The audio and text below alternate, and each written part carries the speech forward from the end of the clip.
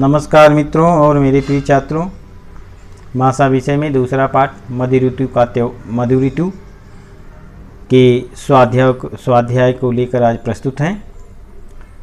पूरा पाठ पढ़ने के बाद, पूरी कविता का आशय समझने के बाद आपको क्या बातें समझ में आई, मैंने समझा इसमें 2 लाइनें 2 पंक्तियाँ लिखनी है कि मधुर ऋतु का त्यौहार आने से क्या क्या परिवर्तन हुआ, धरती कैसी दिख रही है, किस प्रकार दिखाई दे रही है।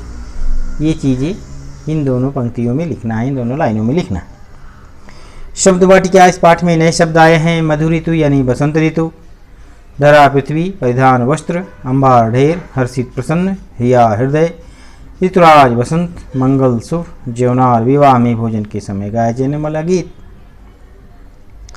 जरा सोचो, चर्चा करो। यदि ऋतु परिवर्तन ना हो तो, ऋतु में परिवर्तन नहीं होगा तो गर्मी है तो गर्मी ही रहेगी, ठंडी है तो ठंडी ही रहेगी।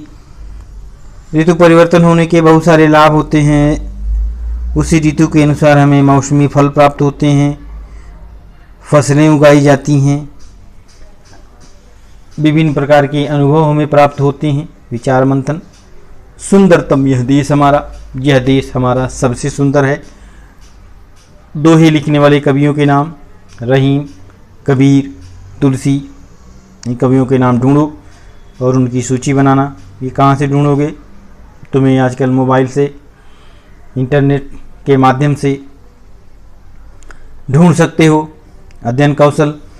गणतंत्र दिवस पर वक्तृत्व के लिए टिप्पणी बनाओ। गणतंत्र दिवस कब से प्रारंभ है, मनाने की क्या विधि है, किस प्रकार गणतंत्र दिवस मनाया जाता है और हमारा कर्तव्य क्या है गणतंत्र दिवस के दिन, और हमेशा हमारे देश के प्रति हमारा क्या कर्तव्य है।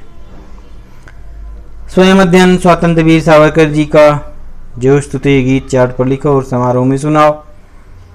इसको जाकर सर्च करो अंतर्जाल, इंटरनेट की सहायता से। स्वतंत्र वीर सावरकर का जो स्तुति गीत। वाचन जगत से स्वामी विवेकानंद जी का कोई भाषण पढ़ो और मुख्य विचार लिखो। स्वामी विवेकानंद जी की कोई भी भाषण का अंश खोजो और उनके जो मुख्य विचार थे उन्हें खोजो और उन्हें लिखो मेरी कलम से। दूरदर्शन पर देखे किसी कार्टून कथांश का वर्णन अपने शब्दों में करो। कार्टून बच्चों को देखना बहुत प्रिय है। दूरदर्शन पर टीवी पे जाके कार्टून देखते हो, उस कथा का क्या अंश है, उस कथा का में क्या बताया गया है। छोटी छोटी कहानियों के माध्यम से कार्टून में बताया जाता है, तो उस कथा का शीर्षक और उस कथा का अंश लिखो। अब आते हैं, सदैव ध्यान में रखो। सबसे ऊपर लिखा हुआ है, कविता के किसी एक चरण का अर्थ अपने शब्दों में लिखो। कविता के किसी एक चरण का अर्थ अपने शब्दों में लिखो।